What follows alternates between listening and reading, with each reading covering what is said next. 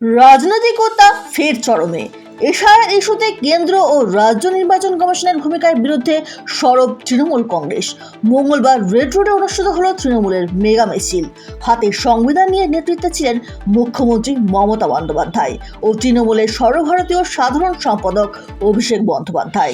মিছিলের মূল বার্তা, সংবিধান আমাদের অধিকার, ভোট আমাদের শক্তি। মমতা বন্দ্যোপাধ্যায় বলেন, এশায়ারের নামে মানুষের ভোটাধিকার কেড়ে নেওয়ার চেষ্টা চলছে, আমরা তা হতে দেব না। অভিষেক বন্দ্যোপাধ্যায় হুঁশিয়ারি দিয়ে বলেন, বাংলার মানুষ গণতন্ত্র রক্ষার লড়াইয়ের পিছনে থাকবে না। সংবিধান হাতে তুলে নিয়ে আমরা পথে নেমেছি জনগণের পক্ষে।